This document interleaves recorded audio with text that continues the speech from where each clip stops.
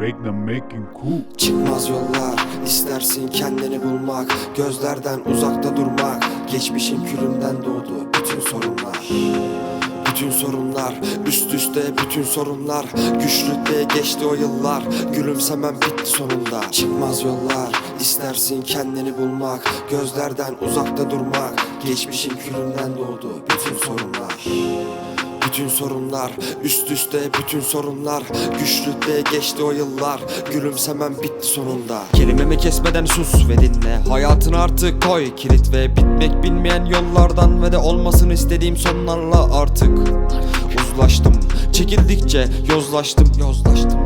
Tek tadım kalmadı, mic'ı bağladım, yerimde saymadım, hiç geri kalmadım asla. Bak bana geçmiş geleceğe vaat verirse ya da önüne gelirse boş masallarla canını sıkarsa sineye çekme. Bunalım lanettir, bunca yılı heba ettin. Saldır adımım geri gelmezse sen gitme. Sevmezsen olmaz, kaybetmezsin çıktığın savaşı. Bakmazlar girdiğin viraja, bilmezler döktüğün gözyaşına. Değer her şeye aklım karmaşa, nefsimle ortak inşa etmem lazım zihnimi.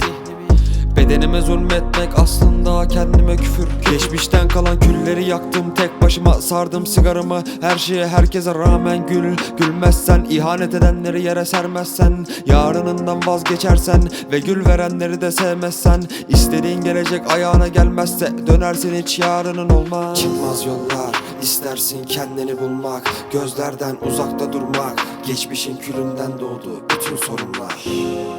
Bütün sorunlar, üst üste bütün sorunlar.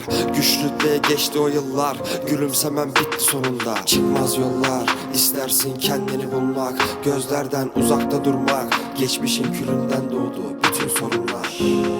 Bütün sorunlar, üst üste bütün sorunlar. Güçlükle geçti o yıllar, gülümsemem bitti sonunda.